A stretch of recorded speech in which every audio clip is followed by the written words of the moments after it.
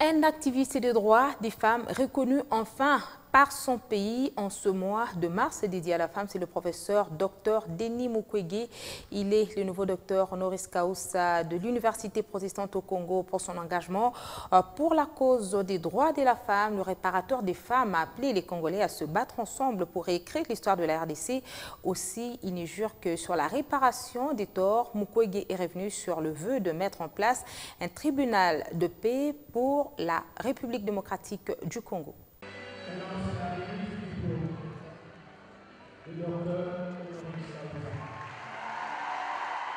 La plus haute distinction académique décernée à un excellent Congolais, professeur docteur Denis Mukwege, par l'Église du Christ au Congo, par l'Université protestante au Congo, qui reconnaît le combat du réparateur des femmes pour leur dignité en République démocratique du Congo.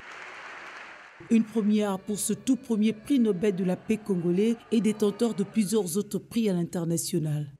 Devant la représentation politique, la crème intellectuelle, les corps diplomatiques et autres couches de la société, l'UPC a épinglé les 4 mérites qui ont valu la reconnaissance exceptionnelle à Mukwege pour son engagement envers les victimes des violences sexuelles et basées sur le genre. 1. La création de l'hôpital de Panzi à Bukavu. 2. La création de la fondation Panzi. 3. La Ligue sans relâche contre les violences sexuelles basées sur les genres. Et 4. L'obtention de l'ONU, dont le prestigé est exceptionnel prix Nobel de paix en 2018. Un argumentaire accepté par le lauréat qui, avant le décernement du titre de docteur honoris causa, s'est étalé sur une leçon publique pointue, interpellatrice de tous, politique, église, élite et communauté. J'accueille cette considération honorifique avec tout le respect que pose la statue de l'Université protestante au Congo.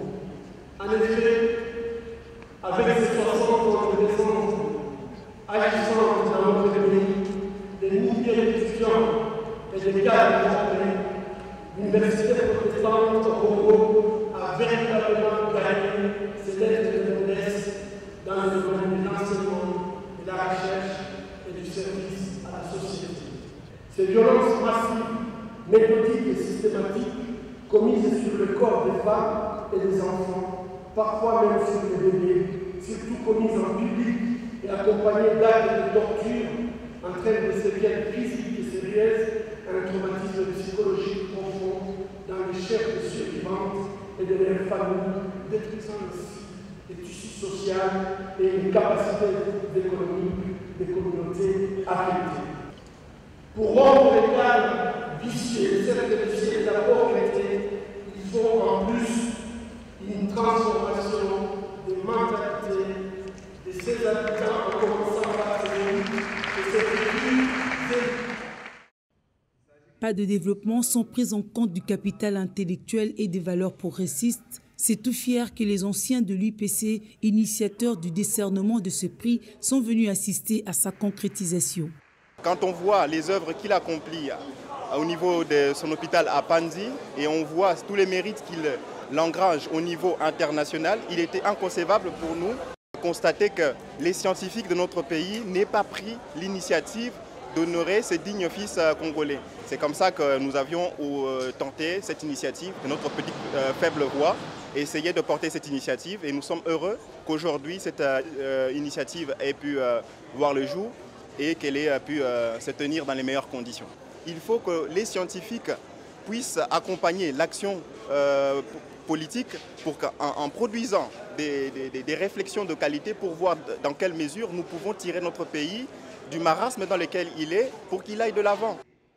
Le nouveau docteur honoris causa de l'UPC, 6e Congolais après Kengo Adondo, Matata Pogno et leurs 3 prédécesseurs, est responsabilisé davantage pour enseigner la science à l'élite et partager l'expérience avec les générations futures pour porter plus haut le combat de la justice, des droits et des libertés.